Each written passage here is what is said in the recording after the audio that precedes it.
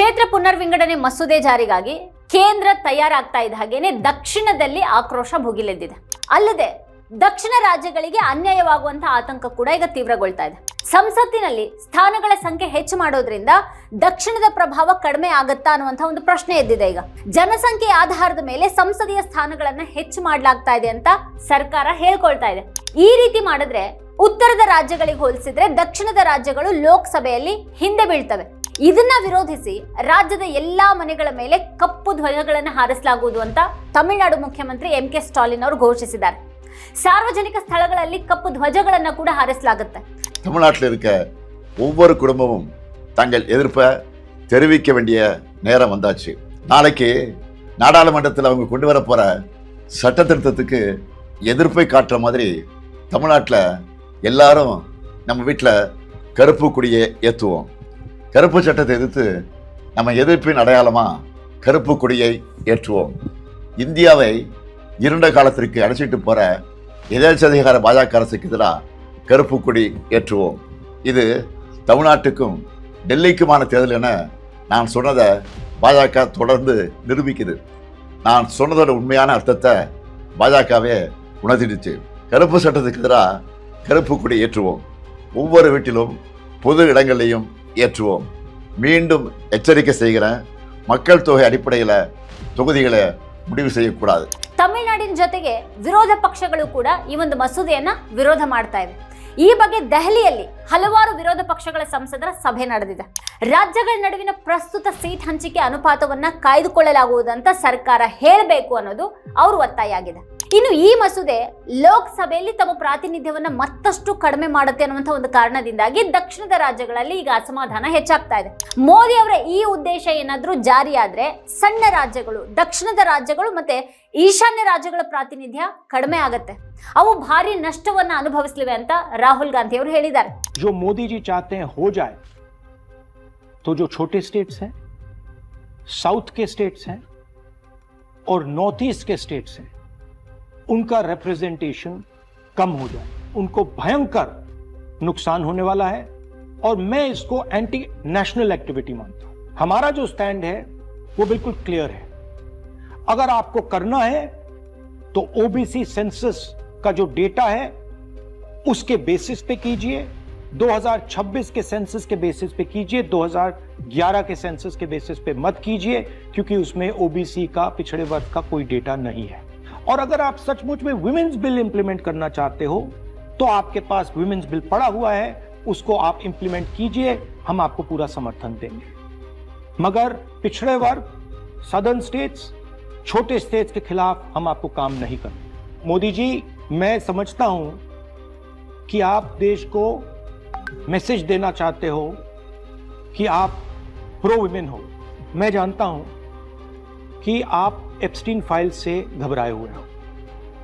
35 लाख फाइलें यूएस में बंद पड़ी हैं, चाबी ट्रंप जी के हाथ में है और आप उससे डरे हो.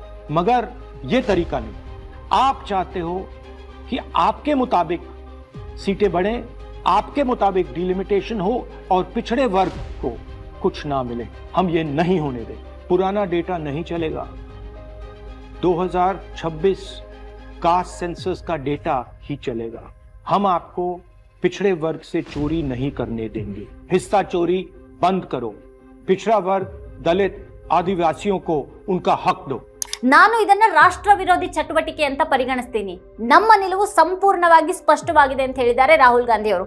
ಇನ್ನು ಹಿಂದುಳಿದ ವರ್ಗಗಳು, ದಕ್ಷಿಣದ ರಾಜ್ಯಗಳು ಮತ್ತೆ ಸಣ್ಣ ರಾಜ್ಯಗಳ ವಿರುದ್ಧ ಕೆಲಸ ಮಾಡೋದಕ್ಕೆ ನಾವು ನಿಮಗೆ ಅವಕಾಶವನ್ನ ನೀಡೋದಿಲ್ಲ ಅಂತ ಬಹಳ ಸ್ಪಷ್ಟವಾಗಿ ಹೇಳಿದ್ದಾರೆ ಅವರು. ಹಿಂದುಳಿದ ವರ್ಗಗಳಿಂದ ಕದಿಯೋದಕ್ಕೆ ನಾವು ನಿಮಗೆ ಬಿಡೋದಿಲ್ಲ. ಅವ್ರ ಪಾಲನ್ನ ಕದಿಯೋದನ್ನ ನಿಲ್ಲಿಸಿ, ಹಿಂದುಳಿದ ವರ್ಗಗಳು, ದಲಿತರು ಮತ್ತೆ ಬುಡಕಟ್ಟು ಜನಾಂಗದವರಿಗೆ ಅವ್ರ ಹಕ್ಕನ್ನ ನೀಡಿ ಅಂತ ಹೇಳಿದ್ದಾರೆ. ದಕ್ಷಿಣದ ರಾಜ್ಯಗಳಲ್ಲಿ ಆಂಧ್ರ ಪ್ರದೇಶವನ್ನ ಹೊರತುಪಡಿಸಿ ಎಲ್ಲಾ ಮುಖ್ಯಮಂತ್ರಿಗಳು ತಮ್ಮ ಪಾಲಿನ ಬಗ್ಗೆ ಈಗ ಚಿಂತಿತರಾಗಿದ್ದಾರೆ. ದಕ್ಷಿಣದ ರಾಜ್ಯಗಳು ಮಾತ್ರ ಅಲ್ಲ, ಇತರ ಕೆಲ ರಾಜ್ಯಗಳು ಕೂಡ ತಮ್ಮ ಸೀಟುಗಳಲ್ಲಿ ಕಡಿತವನ್ನ ಎದುರಿಸಲಿವೆ. ಪಶ್ಚಿಮ ಬಂಗಾಳ ಮುಖ್ಯಮಂತ್ರಿ ಮಮತಾ ಬ್ಯಾನರ್ಜಿ ಅವರು ಕೂಡ ಇದನ್ನ ವಿರೋಧ ಮಾಡ್ತಾ ಇದ್ದಾರೆ. ಗಡಿ ನಿರ್ಣಯ ಮಸೂದೆ ಕುರಿತಾದಂತಹ ಚರ್ಚೆ ಉತ್ತರ ಮತ್ತೆ ದಕ್ಷಿಣದ ನಡುವಿನ ಸಮಸ್ಯೆ ಆಗ್ಬಿಟ್ಟಿದೆ. ದಕ್ಷಿಣದ ರಾಜ್ಯಗಳಿಗೆ ಇದು ಅನುಕೂಲಕರ ಆಗಿರೋದಿಲ್ಲ ಅಂತ ಭಾವಿಸೋದು ಮೂರ್ಖತನ ಅಂತ ಸಚಿವ ಪಿಯೂಷ್ ಗೋಯಲ್ ಅವರು ಹೇಳಿದ್ದಾರೆ. ಎದುರಾಳಿ ದಕ್ಷಿಣದ ನಾಯಕರ ತಿಳುವಳಿಕೆ ತುಂಬಾನೇ ಕಳಪೆ. ಅವರು ಸರ್ಕಾರದಲ್ಲಿ ಇರಬಾರ್ದು ಅನ್ನುವಂಥ ಒಂದು ಅಹಂಕಾರದ ಮಾತನ್ನು ಕೂಡ ಗೋಯಲ್ ಅವರು ಆಡಿದ್ದಾರೆ. ಈ ಒಂದು ಹೇಳಿಕೆ DMKನ ಕೆರಳಿಸಿದೆ. ಅಂದ್ರೆ ಗೋಯಲ್ ಅವ್ರ ಪ್ರಕಾರ ಎಲ್ಲರ ಪಾಲು ಹಾಗೇನೆ ಉಳ್ಕೊಳ್ಳುತ್ತೆ ಅಂತ ಅನ್ನೋದಾದ್ರೆ ಅದನ್ನ ಒಂದು ಕರಡಿನಲ್ಲಿ ಯಾಕೆ ಬರೆಯಲಾಗಿಲ್ಲ ಅಂತ ಕೇಳಲಾಗಿದೆ. ದಕ್ಷಿಣದಲ್ಲಿ ಸ್ಥಾನಗಳು ಹೆಚ್ಚಾಗುತ್ತವೆ ಅಂತ ಅನೇಕ ತಜ್ಞರು ಭವಿಷ್ಯವನ್ನ ನುಡಿತಾ ಇದ್ದಾರೆ. ಆದ್ರೆ ಉತ್ತರ ಭಾರತದ ರಾಜ್ಯಗಳಲ್ಲಿ ಸ್ಥಾನಗಳು ಹೆಚ್ಚಾಗ್ತವೆ. ಯಾವುದೇ ಪಕ್ಷ ಉತ್ತರ ಭಾರತದ ರಾಜ್ಯಗಳಿಂದ ಮಾತ್ರನೇ ಬಹುಮತ ಪಡೆಯುತ್ತವೆ. ಇದು ಬಹಳ ಸೂಕ್ಷ್ಮವಾದಂತಹ ವಿಷಯ. ಪ್ರತಿಯೊಬ್ಬ ದಕ್ಷಿಣ ಭಾರತೀಯರು ಈ ಒಂದು ಮಸೂದೆಯ ಬಗ್ಗೆ ಕೋಪಗೊಂಡಿದ್ದಾರೆ. ಮತ್ತೆ ಬಿಜೆಪಿ ಬೆಂಕಿಯೊಂದಿಗೆ ಆಟ ಆಡ್ತಾ ಇದೆ ಅಂತ MK ಸ್ಟಾಲಿನ್ ಅವರು ಹೇಳಿದ್ದಾರೆ. ಉತ್ತರ ಭಾರತದ ರಾಜಕೀಯ ಶಕ್ತಿ ಅಸಮಾನವಾಗಿ ಹೆಚ್ಚಾದ್ರೆ ಮತ್ತೆ ತಮಿಳುನಾಡಿನ ಶಕ್ತಿ ಕಡಿಮೆ ಆದ್ರೆ ತಮಿಳುನಾಡು ಸುಮ್ಮನೆ ಇರೋದಿಲ್ಲ ಅಂತ ಸ್ಟಾಲಿನ್ ಅವರು ಹೇಳಿದ್ದಾರೆ. ಪ್ರತಿಯೊಂದು ಕುಟುಂಬವೂ ಕೂಡ ಬೀದಿಗಿಳಿಯುತ್ತೆ. ಮುಖ್ಯಮಂತ್ರಿಗಳ ನೇತೃತ್ವದಲ್ಲಿ ಬೃಹತ್ ಚಳವಳಿಯನ್ನು ಆಯೋಜಿಸಲಾಗುವುದು. ಇದು ಚುನಾವಣಾ ಸಮಯ ಮತ್ತೆ ನಮ್ಮ ಗಮನ ಬೇರೆ ಕಡೆಗಿದೆ ಅಂತ ನೀವು ಭಾವಿಸಬೇಡಿ ಅಂತ ಹೇಳಿದ್ದಾರೆ. ನೀವು ದೆಹಲಿಯಲ್ಲಿ ಸದ್ದಿಲ್ಲದೇನೆ ಗಡಿ ನಿರ್ಣಯವನ್ನ ಕೈಗೊಳ್ಳಬಹುದು. ಆಂದೋಲನದ ಇತಿಹಾಸವನ್ನ ಹೊಂದಿರುವಂತಹ DMKಯ 1950 ಮತ್ತೆ 1960ರ ದಶಕದ ಭಾವನೆಗಳಿಗೆ ಈಗ ಭಾರತ ಮತ್ತೊಮ್ಮೆ ಸಾಕ್ಷಿ ಆಗಲಿದೆ ಅಂತ ಹೇಳಿದ್ದಾರೆ. ಇದನ್ನ ಬೆದರಿಕೆ ಅಂತ ಅಂದ್ಕೊಳ್ಬೇಡಿ. ಬೆದರಿಕೆ ಅಂತ ಅರ್ಥೈಸ್ಕೊಳ್ಳೋದಕ್ಕೆ ಬಯಸಿದ್ರೆ ನಮಗೆ ಯಾವುದೇ ಆಕ್ಷೇಪ ಇಲ್ಲ. ಇದು ಖಂಡಿತವಾಗಿಯೂ ತಮಿಳುನಾಡಿನಿಂದ ಬಂದಂತಹ ಎಚ್ಚರಿಕೆ ಅಂತ ಹೇಳಿದ್ದಾರೆ. ಸ್ಟಾಲಿನ್ ಈ ಒಂದು ಹೇಳಿಕೆಯನ್ನ ನೀಡಿದಾಗ ಕರಡು ಇನ್ನೂ ಕೂಡ ಬಿಡುಗಡೆ ಆಗಿರಲಿಲ್ಲ. ಕರಡು ಬಿಡುಗಡೆ ನಂತರ ಕೂಡ ಅವರೊಂದು ಹೇಳಿಕೆಯನ್ನ ಬಿಡುಗಡೆ ಮಾಡಿ ತಮಿಳುನಾಡಿನ ಪ್ರತಿಯೊಂದು ಮನೆ ಮೇಲೂ ಕಪ್ಪು ಧ್ವಜವನ್ನು ಹಾರಿಸಲಾಗುವುದು ಅಂತ ಅವ್ರು ಹೇಳಿದ್ದಾರೆ. ಕೇರಳ ಮುಖ್ಯಮಂತ್ರಿ ಪಿಣರಾಯಿ ವಿಜಯನ್ ಅವರು 1976ರ ರಾಷ್ಟ್ರೀಯ ಜನಸಂಖ್ಯಾ ನೀತಿಯನ್ನು ಅನುಸರಿಸಿದ ಅಭಿವೃದ್ಧಿಯನ್ನ ಸಾಧಿಸಿದಂಥ ಮತ್ತೆ ಜನಸಂಖ್ಯೆಯನ್ನ ಕಡಿಮೆ ಮಾಡಿದಂಥ ರಾಜ್ಯಗಳಿಗೆ ಯಾಕೆ ಶಿಕ್ಷೆ ಅಂತ ಅವ್ರು ಕೇಳಿದ್ದಾರೆ. ಜನಸಂಖ್ಯೆಯನ್ನ ನಿಯಂತ್ರಿಸದಿರುವಂತಹ ರಾಜ್ಯಗಳಿಗೆ ಯಾಕೆ ಲಾಭ ಅಂತಾನೂ ಕೂಡ ಅವ್ರು ಪ್ರಶ್ನೆ ಮಾಡಿದ್ದಾರೆ. ಎಲ್ಲರ ಅಭಿಪ್ರಾಯವನ್ನ ಗಣನೆಗೆ ತೆಗೆದುಕೊಂಡು ಅದರ ನಂತರ ಸರ್ಕಾರ ಮುಂದುವರಿಬೇಕು ಅಂತ ಅವ್ರು ಒತ್ತಾಯ ಮಾಡಿದ್ದಾರೆ. ಡೆಲಿಮಿಟೇಷನ್ ಮಸೂದೆಯನ್ನ ಕೈ ಬಿಡಬೇಕು ಮತ್ತೆ ಮಹಿಳಾ ಮೀಸಲಾತಿ ಮಸೂದೆಯನ್ನ ಜನಗಣತಿ ಮತ್ತೆ ಡೆಲಿಮಿಟೇಷನ್ ಮಸೂದೆಗೆ ಲಿಂಕ್ ಮಾಡದೇನೆ ಅದನ್ನ ಅಂಗೀಕರಿಸಬೇಕು ಅಂತ ವಿಜಯನ್ ಒತ್ತಾಯ ಮಾಡಿದ್ದಾರೆ. ದಕ್ಷಿಣದ ರಾಜ್ಯಗಳು ತಾವು ಪ್ರಗತಿ, ಸುಧಾರಿತ ಆರೋಗ್ಯ, ರಕ್ಷಣೆ, ಸುಧಾರಿತ ಶಿಕ್ಷಣ, ಸುಧಾರಿತ GDP ಮತ್ತೆ ಹೆಚ್ಚಿನ GSTಯನ್ನ ಸಾಧಿಸಿದೀವಿ ಅಂತ ಹೇಳ್ಕೊಳ್ತವೆ. ಇದೆಲ್ಲವೂ ಜನಸಂಖ್ಯಾ ಬೆಳವಣಿಗೆ ವೇಗವನ್ನ ನಿಧಾನಗೊಳಿಸಿದೆ. ಇನ್ನು ಜನಸಂಖ್ಯೆಯನ್ನ ಕಡಿಮೆ ಮಾಡುವಂತಹ ಗುರಿ ಇಡೀ ದೇಶಕ್ಕಿತ್ತು. ದಕ್ಷಿಣದ ರಾಜ್ಯಗಳು ಜನಸಂಖ್ಯೆಯನ್ನ ಕಡಿಮೆ ಮಾಡಿ ದೇಶದ ಅಭಿವೃದ್ಧಿಯನ್ನ ಹೆಚ್ಚು ಮಾಡಿವೆ. ಇದಕ್ಕಾಗಿ ದಕ್ಷಿಣದ ರಾಜ್ಯಗಳನ್ನ ಯಾಕೆ ಶಿಕ್ಷಿಸಬೇಕು, ಆ ರಾಜ್ಯಗಳ ಸೀಟುಗಳನ್ನ ಯಾಕೆ ಕಡಿಮೆ ಮಾಡಲಾಗ್ತಾ ಇದೆ ಅನ್ನುವಂಥದ್ದು ಪ್ರಶ್ನೆ ಎದ್ದಿದೆ. ಈಗ ಪ್ರಸ್ತುತ ತಮಿಳುನಾಡಿನಲ್ಲಿ 39 ಸ್ಥಾನಗಳಿವೆ ಮತ್ತೆ ಉತ್ತರ ಪ್ರದೇಶದಲ್ಲಿ 80 ಸ್ಥಾನಗಳಿವೆ. ಅವುಗಳನ್ನ 50% ಹೆಚ್ಚು ಮಾಡಿದ್ರೆ ಸಂಖ್ಯೆ 80ರಿಂದ 120ಕ್ಕೆ ಏರುತ್ತೆ. ಮತ್ತೆ ತಮಿಳುನಾಡಿನ ಸ್ಥಾನಗಳು 39ರಿಂದ 59ಕ್ಕೆ ಏರ್ತವೆ. ಹಿಂದಿನ ವ್ಯತ್ಯಾಸ ಕೇವಲ 41 ಸ್ಥಾನಗಳದ್ದಾಗಿತ್ತು. ಆದ್ರೆ ಈಗ ವ್ಯತ್ಯಾಸ 61 ಆಗುತ್ತೆ. ಪ್ರತಿ ರಾಜ್ಯಕ್ಕೂ ಕೂಡ ಈ ಅಂಕಿಅಂಶಗಳನ್ನೇ ಇಟ್ಕೊಂಡ್ರೆ ಉತ್ತರ ಭಾರತದಲ್ಲಿ ಸ್ಥಾನಗಳಲ್ಲಿನ ವ್ಯತ್ಯಾಸ ಹೆಚ್ಚಾಗುತ್ತೆ. ಮತ್ತೆ ಅದಕ್ಕಾಗಿನೇ ಅವು ಲಾಭ ಪಡೆಯುತ್ತವೆ. ಅವು ರಾಜಕೀಯವಾಗಿ ಲಾಭ ಪಡೆಯುತ್ತವೆ. ಈ ಮೂಲಕ ದಕ್ಷಿಣದ ರಾಜಕೀಯ ಪ್ರಾಬಲ್ಯವನ್ನು ದುರ್ಬಲಗೊಳಿಸ್ತಾ ಇದ್ರೆ ಇಲ್ಲಿ ಅಭದ್ರತೆ ಸೃಷ್ಟಿಯಾಗತ್ತೆ. ಇದು ಸರಿ ಅಲ್ಲ ಅಂತ ವಿಶ್ಲೇಷಕರು ಈಗ ವಾದ ಮಾಡ್ತಾ ಇದ್ದಾರೆ. ಈ ಕ್ಷೇತ್ರ ಪುನರ್ವಿಂಗಡಣೆಯನ್ನ ತಮಿಳುನಾಡು ವಿರೋಧ ಮಾಡಿದಾಗೇನೆ ಕರ್ನಾಟಕ ಮತ್ತೆ ತೆಲಂಗಾಣ, ಕೇರಳ ರಾಜ್ಯಗಳು ಕೂಡ ವಿರೋಧ ಮಾಡಿವೆ. ಹಾಗೇನೆ ಪಶ್ಚಿಮ ಬಂಗಾಳ ಕೂಡ ಇದನ್ನು ವಿರೋಧ ಮಾಡಿದೆ. ಈ ವಿರೋಧಿ ಧ್ವನಿಯನ್ನ ಉತ್ತರ ಭಾರತ ಹೆಚ್ಚು ಉದಾರ ಮನಸ್ಸಿನಿಂದ ಆಲಿಸಬೇಕಾಗಿದೆ. ದಕ್ಷಿಣದ ರಾಜ್ಯಗಳು ಉತ್ತರ ಭಾರತದ ಇಂಜಿನಿಯರ್ಗಳು ಮತ್ತೆ ಕಾರ್ಮಿಕರಿಗೆ ತಮ್ಮ ನಗರಗಳಲ್ಲಿ ಅತ್ಯುತ್ತಮ ಅವಕಾಶಗಳನ್ನು ಒದಗಿಸಿವೆ ಅನ್ನೋದನ್ನ ನೆನಪಿನಲ್ಲಿಡಬೇಕು. ದಕ್ಷಿಣ ಭಾರತ ತನ್ನ ಸಾಮರ್ಥ್ಯವನ್ನ ಎಷ್ಟು ವಿಸ್ತರಿಸಿದೆ ಅಂತ ಅಂದ್ರೆ ಉತ್ತರದ ಜನರು ಕೂಡ ಅಲ್ಲಿ ಅವಕಾಶವನ್ನ ಪಡೆದಿದ್ದಾರೆ. ಆದ್ರಿಂದಾಗಿ ಸಂಸತ್ತಿನಲ್ಲಿ ಸ್ಥಾನಗಳ ಸಂಖ್ಯೆ ಹೆಚ್ಚು ಮಾಡುವಂತ ಹಿಂದಿನ ಉದ್ದೇಶ ದಕ್ಷಿಣದ ಪ್ರಭಾವವನ್ನ ಕಡಿಮೆ ಮಾಡೋದು ಅಂತ ಅನಿಸ್ತಾ ಇರುವಾಗ ದಕ್ಷಿಣದ ಜೊತೆಗೆ ನಿಲ್ಲುವಂತ ಅಗತ್ಯ ಇದೆ. ಉತ್ತರ ಭಾರತದ ಸರ್ಕಾರಗಳು ಮತ್ತೆ ನಾಯಕರು ತಮ್ಮ ರಾಜ್ಯಗಳಲ್ಲಿ ವಿಫಲರಾಗಿದ್ದಾರೆ. ಆದ್ರಿಂದಾಗಿ ಉತ್ತರ ಭಾರತ ದಕ್ಷಿಣವನ್ನ ಬೆಂಬಲಿಸಬೇಕಾಗಿದೆ. ಇತ್ತೀಚಿನ ಜನಗಣತಿ ಡೇಟಾವನ್ನ ಉಲ್ಲೇಖ ಮಾಡಿ ಮೋದಿ ಸರ್ಕಾರ ಮಹಿಳಾ ಮೀಸಲಾತಿಯ ನೆಪದಲ್ಲಿ ಡೆಲಿಮಿಟೇಷನ್ ಮಸೂದೆಯನ್ನ ತರ್ತಾ ಇದೆ. 2011ರ ಜನಗಣತಿಯ ಆಧಾರದ ಮೇಲೆ ದಕ್ಷಿಣದ ರಾಜ್ಯಗಳು ನಷ್ಟವನ್ನ ಅನುಭವಿಸಬಹುದು. ಹೊಸ ಜನಗಣತಿ ಇನ್ನೂ ಕೂಡ ಹೆಚ್ಚಿನ ನಷ್ಟಗಳಿಗೆ ಕಾರಣ ಆಗಬಹುದು. ದಿ ಹಿಂದೂ ಪತ್ರಿಕೆಯ ಪ್ರಕಾರ 2011ರ ಜನಗಣತಿಯನ್ನ ಪರಿಷ್ಕರಿಸಿದ್ರೆ ಸ್ಥಾನಗಳು 50% ಅಷ್ಟು ಹೆಚ್ಚಾಗುತ್ತವೆ. ಇದು ಹಿಂದಿ ಭಾಷಿಕ ರಾಜ್ಯಗಳ ಪಾಲನ್ನ 38%ರಿಂದ 43%ಗೆ ಹೆಚ್ಚು ಮಾಡುತ್ತೆ. ಇನ್ನು ದಕ್ಷಿಣದ ರಾಜ್ಯಗಳ ಸ್ಥಾನಗಳ ಪಾಲು 24.3%ರಿಂದ 20.7%ಗೆ ಇಳಿಯುತ್ತೆ. ಯೋಗೇಂದ್ರ ಯಾದವ್ ಪ್ರಸ್ತುತ ಕರಡನ್ನು ಆಧರಿಸಿ ಒಂದು ಚಾರ್ಟ್ ಅನ್ನ ರಚನೆ ಮಾಡಿದ್ದು ಅದನ್ನ ರವೀಶ್ ಕುಮಾರ್ ಅವರು ತಮ್ಮ ವಿಡಿಯೋದಲ್ಲಿ ಉಲ್ಲೇಖ ಮಾಡಿದ್ದಾರೆ. ಅಂದ್ರೆ ಅದರ ಪ್ರಕಾರ 2011ರ ಜನಗಣತಿ ಆಧಾರದ ಮೇಲೆನೆ ಸ್ಥಾನಗಳ ಸಂಖ್ಯೆ ಹೆಚ್ಚಾದ್ರೆ ದಕ್ಷಿಣದ ರಾಜ್ಯಗಳು ಗಮನಾರ್ಹ ನಷ್ಟವನ್ನು ಅನುಭವಿಸುತ್ತವೆ. ಆದರೆ ಹಿಂದಿ ಭಾಷಿಕ ರಾಜ್ಯಗಳು ಮತ್ತೆ ಬಿಜೆಪಿ ಪ್ರಾಬಲ್ಯದ ರಾಜ್ಯಗಳು ಅಸಮಾನ ಪ್ರಯೋಜನವನ್ನು ಪಡೆಯುತ್ತವೆ. ಆದ್ದರಿಂದಾಗಿ ದಕ್ಷಿಣದ ರಾಜ್ಯಗಳಿಗೆ ಎಷ್ಟು ಸ್ಥಾನಗಳನ್ನು ಸೇರಿಸಲಾಗ್ತಾ ಇದೆ ಅನ್ನುವಂಥ ವಾದ ಅಪ್ರಸ್ತುತ. ಅವು ಎಷ್ಟು ಹೆಚ್ಚಾಗಬೇಕು ಅಷ್ಟು ಹೆಚ್ಚಾಗ್ತಾ ಇವೆಯಾ, ಮತ್ತೆ ಉತ್ತರ ಭಾರತದ ರಾಜ್ಯಗಳಲ್ಲಿನ ಸೀಟುಗಳು ಅಗತ್ಯಕ್ಕಿಂತನೂ ಹೆಚ್ಚಾಗ್ತಾ ಇವೆ ಅನ್ನೋದನ್ನ ಇಲ್ಲಿ ನೋಡಬೇಕಾಗಿದೆ. ಬಿಜೆಪಿ ಈಗಾಗಲೇ ಪ್ರಾಬಲ್ಯ ಹೊಂದಿರುವಂತಹ ರಾಜ್ಯಗಳಲ್ಲಿ ಅದರ ಸೀಟುಗಳು ಅಗತ್ಯಕ್ಕಿಂತನೂ ಹೆಚ್ಚಾಗ್ತಾ ಇದೆ ಅಂತ ಯೋಗೇಂದ್ರ ಯಾದವ್ ಅವರು ತೋರಿಸ್ತಾ ಇದ್ದಾರೆ. ಇದು ಹಿಂದಿ ಮತ್ತೆ ಹಿಂದಿಯೇತರ ರಾಜ್ಯಗಳ ನಡುವಿನ ಸಮತೋಲನವನ್ನ ಹಾಳು ಮಾಡಬಹುದು. ಯೋಗೇಂದ್ರ ಯಾದವ್ ಅವರ ಚಾರ್ಟ್ ತೋರಿಸ್ತಾ ಇರೋ ಹಾಗೆ ಪ್ರಸ್ತುತ 48 ಲೋಕಸಭಾ ಸ್ಥಾನಗಳನ್ನು ಹೊಂದಿರುವಂತಹ ಮಹಾರಾಷ್ಟ್ರದಲ್ಲಿ ಈಗಿನ ಅನುಪಾತದ ಪ್ರಕಾರ ಕೇವಲ 27 ಸ್ಥಾನಗಳ ಹೆಚ್ಚಳ ಆಗಬೇಕು. ಆದ್ರೆ ಇದು 30ರಷ್ಟು ಹೆಚ್ಚಳ ಕಾಣ್ತಾ ಇದ್ದು ಒಟ್ಟು ಸಂಖ್ಯೆ 78ಕ್ಕೆ ಇರುತ್ತೆ. ಅಂದ್ರೆ ಮಹಾರಾಷ್ಟ್ರ 3 ಹೆಚ್ಚಿನ ಸ್ಥಾನಗಳನ್ನು ಪಡೆಯುತ್ತೆ. ದೆಹಲಿಯ ಲೋಕಸಭಾ ಸ್ಥಾನಗಳು 7ರಿಂದ 16ಕ್ಕೆ ಹೆಚ್ಚಾಗ್ಲಿವೆ. ಪ್ರಸ್ತುತ ಅನುಪಾತದ ಪ್ರಕಾರ ದೆಹಲಿಯಲ್ಲಿ ಕೇವಲ 4 ಸ್ಥಾನಗಳು ಹೆಚ್ಚಾಗಬೇಕಾಗಿತ್ತು, ಆದ್ರೆ ಇದು 5 ಹೆಚ್ಚಿನ ಸ್ಥಾನಗಳನ್ನು ಪಡೆಯುತ್ತೆ. ರಾಜಸ್ಥಾನ, ಬಿಹಾರ ಮತ್ತೆ ಉತ್ತರ ಪ್ರದೇಶಗಳಿಗೂ ಕೂಡ ಅತಿ ದೊಡ್ಡ ಲಾಭ ಆಗಲಿದೆ. 80 ಲೋಕಸಭಾ ಸ್ಥಾನಗಳನ್ನು ಹೊಂದಿರುವಂತಹ ಉತ್ತರ ಪ್ರದೇಶ 13 ಹೆಚ್ಚಿನ ಸ್ಥಾನಗಳನ್ನು ಪಡೆಯುತ್ತೆ. ರಾಜಸ್ಥಾನ 8 ಹೆಚ್ಚಿನ ಸ್ಥಾನಗಳನ್ನು ಪಡೆದ್ರೆ ಬಿಹಾರ 9 ಹೆಚ್ಚಿನ ಸ್ಥಾನಗಳನ್ನು ಪಡೆಯುತ್ತೆ. 6 ಸ್ಥಾನಗಳನ್ನು ಪಡಿಬೇಕಾಗಿದ್ದಂಥ ಅಸ್ಸಾಮು 7 ಸ್ಥಾನಗಳನ್ನು ಪಡಿತಾ ಇದೆ. ಅದೇ ರೀತಿ ಗುಜರಾತ್, ಹರಿಯಾಣ ಮತ್ತೆ ಜಾರ್ಖಂಡ್ ತಲಾ 1 ಸ್ಥಾನ ಹೆಚ್ಚಾಗಿ ಪಡಿತಾ ಇವೆ. ಆದ್ರೆ ಸರ್ಕಾರ ಇದು ಯಾವುದನ್ನು ಕೂಡ ವಿವರಿಸೋದಕ್ಕೆ ಪ್ರಯತ್ನ ಪಡ್ತಾ ಇಲ್ಲ. ಉತ್ತರದ ರಾಜ್ಯಗಳು ತಾವು ಪಡಿಬೇಕಾಗಿದ್ದಕ್ಕಿಂತನೂ ಹೆಚ್ಚಿನ ಸ್ಥಾನಗಳನ್ನು ಪಡೆಯುವಾಗ ದಕ್ಷಿಣದ ರಾಜ್ಯಗಳು ಪಡಿಬೇಕಾದದಕ್ಕಿಂತನೂ ಕಡಿಮೆ ಸ್ಥಾನಗಳನ್ನು ಪಡೆಯುವಂತಾಗಿದ್ದು ಯಾಕೆ? ಈ ತಾರತಮ್ಯವನ್ನು ಸರ್ಕಾರ ಸಮರ್ಥಿಸೋದಕ್ಕೆ ಸಾಧ್ಯನೇ ಇಲ್ಲ. ಸಂಸದೀಯ ಕ್ಷೇತ್ರಗಳ ಪುನರ್ವಿಂಗಡಣೆ ಮೂಲಕ ಆಳುವ ಆಟ ಬಹಳ ಹಳೆದಿದು. ಈ ಆಟವನ್ನು ಅರ್ಥ ಮಾಡ್ಕೊಳ್ಳೋದಕ್ಕಿರುವಂತಹ ಒಂದು ನಿರ್ದಿಷ್ಟ ಪದ ಏನು ಅಂತ ಅಂದ್ರೆ ಜರಿಮಾಂಡರಿಂಗ್. ಇದೊಂದು ರೀತಿಯ ಪಿತೂರಿ ಅಂತ ಹೇಳ್ಬಹುದು. ವಿರೋಧ ಪಕ್ಷದ ಮತಗಳನ್ನ ಕಸಿಯೋದಿಕ್ಕೆ ಈ ಸಂಸದೀಯ ಗಡಿಗಳನ್ನ ಬದಲಾಯಿಸಲಾಗುತ್ತೆ. ಹಾಗಾದ್ರೆ ಮೋದಿ ಸರ್ಕಾರ ಈ ಬಾರಿ ಜರಿಮಾಂಡರಿಂಗ್ ಅನ್ನ ನೆಚ್ತಾ ಇದೆಯಾ? 850 ಸ್ಥಾನಗಳ ಲೋಕಸಭೆಯಲ್ಲಿ ರಾಜ್ಯಗಳ ಪ್ರಾತಿನಿಧ್ಯ ಬದಲಾಗುತ್ತೆ ಅಂತ ಯೋಗೇಂದ್ರ ಯಾದವ್ ಅವರು ತೋರಿಸಿದ್ದಾರೆ.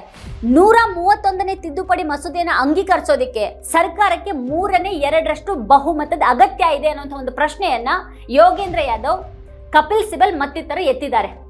ಸರ್ಕಾರಕ್ಕೆ ಆ ಬಲದ ಕೊರತೆ ಇದ್ದು ವಿರೋಧ ಪಕ್ಷದ ಬೆಂಬಲ ಅಗತ್ಯ ಇದ್ರೆ ಅವರನ್ನ ಯಾಕೆ ಸಂಪರ್ಕಿಸಲಿಲ್ಲ?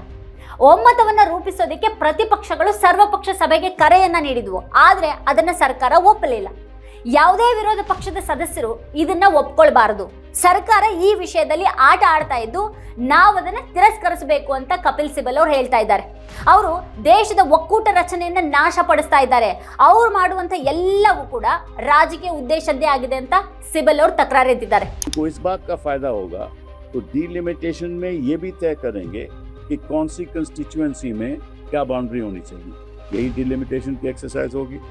वो भी इनके हाथ में है, बिकॉज इनके हाथ में पॉकेट वीटोज हैं. Like CEC is a pocket veto and the chairman of the delimitation commission will also be a pocket veto. जो चाहेगा, right, whatever they want will be done, right, and we've seen that happen with a very renowned retired judge of the Supreme Court of India, both in Jammu and Kashmir as well as Assam. That's how the delimitation process has been done. ಇನ್ನು ರಾಜ್ಯಗಳ ನಡುವಿನ ಅನುಪಾತ ಬದಲಾಗಿಲ್ಲ ಅಂತ BJP ಹೇಳ್ತಾ ಇದೆ. ಆದ್ರೂ curd ಸಾಂವಿಧಾನಿಕ ತಿದ್ದುಪಡಿ ಅಂತ ಯಾವುದೇ ಭರವಸೆಯನ್ನ ನೀಡೋದಿಲ್ಲ.